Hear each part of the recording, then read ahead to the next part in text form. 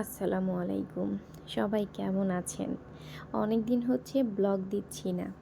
এর কারণ হচ্ছে আমি ভিডিও শ্যুট করে রেখেছি, কিন্তু ব্লগ এডিট করার মতো সময় আমার হয়ে উঠছে না। কারণ রমজান মাস, প্রতিদিন রান্না করতে হচ্ছে। রমজান মাসে দেখা যায় বাসিটা তেমন একটা খাওয়া যায় না। তার মধ্যে ইফতারি করতে হচ্ছে, তার মধ্যে আমার বিজনেস, সেটাকে সামলাতে হচ্ছে। তো সব কিছু মিলিয়ে আমি একটু হিমশিম খেয়ে যাচ্ছি। যাই হোক, কিছু করার নেই। মেয়ে মানুষের জীবন, এটা হবে, এটাই স্বাভাবিক। আর আমাদের দায়িত্ব, কর্তব্যই হচ্ছে কাজ করা, সংসার সামলানো, বাচ্চা সামলানো। তো মেনে নিতেই হবে। আমার হাজব্যান্ড সেদিন কিছু বাজার করেছিল। এটা মেবি 4 রোজা কি 5 রোজার সময়। তখন আমার শ্বশুর শাশুড়ি আমাদের বাসায় বেড়াতে এসেছে। তো সেদিন আমার হাজব্যান্ড রোজার যে বাজারটা আর কি সেটা করেছে, কারণ সে সময় পায়নি। যদিও আমার ফ্রিজে সবই ছিল, বাজার না করলেও হতো, তারপরও। তো ট্যাংরা মাছ নিয়ে এসেছে, চিংড়ি মাছ নিয়ে এসেছে, তারপর গরুর মাংস, মুরগির মাংস।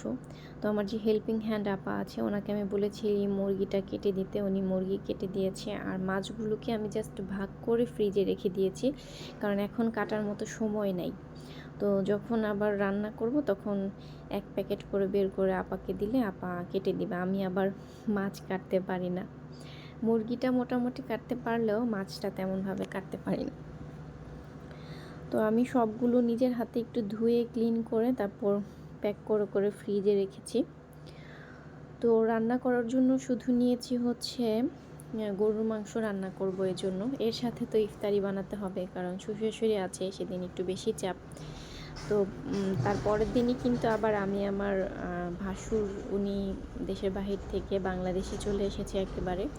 তো ভাইও এসেছে হচ্ছে 3-4 দিন হলো। তো ভাইকেও আমি আবার দাওয়াত দিয়েছিলাম যে আমাদের বাসায় ইফতার করার জন্য।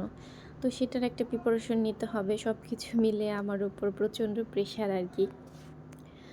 তো গরুর মাংসটা আমি ধুয়ে, আমি সবসময় হাতে মাখিয়ে তারপর হচ্ছে গরুর মাংসটা রান্না করি। আমার কাছে এটা ইজি লাগে। আমার কাছে আসলে সবচেয়ে ইজি রান্না মনে হয় গরুর মাংসই লাগে, কারণ কোনো ভেজাল ছাড়া কিছুই করতে হবে না। জাস্ট একসাথে সব মশলাগুলো দিয়ে হাতে মেখে তারপর বসায় দিব। আমার কাছে সবচেয়ে ইজি রান্না এটাই মনে হয়। তো আমি এটাই করছি, সব কিছু একসাথে দিয়ে তারপর হাতে মেখে 10-15 মিনিট যদি সময় থাকে তখন আমি সেই ম্যারিনেশনটা রেখে দিই। আর যখন সময় থাকে না তখন আমি সাথে সাথেই চুলায় বসায় দিই। তো সেদিন আমার সময় ছিল না, যেহেতু ইফতারি বানাতে হবে, এজন্য আমি জাস্ট হাতে মেখে এক চুলায় হচ্ছে গোশ বলছি বসায় দিয়ে, আরেক চুলায় দেখা গেছে যে আমি ইফতার করেছি আর কি। তো যাই হোক, তারপরও আলহামদুলিল্লাহ সব কিছু মেনটেন করে ঠিকঠাক কমপ্লিট করতে পেরেছিলাম, যদিও অনেক প্রেশার হয়ে গিয়েছিল। তো আপনারা সবাই কেমন আছেন জানাবেন, আপনাদের কেমন চলছে সব কিছু। আর আজকের ব্লগটা এখানেই শেষ করে দিচ্ছি। নেক্সট ব্লগে দেখাবো ইনশাল্লাহ ইফতারি কীভাবে বানালাম বা কী করলাম। সবাই ভালো থাকবেন, সুস্থ থাকবেন। আল্লাহ হাফেজ।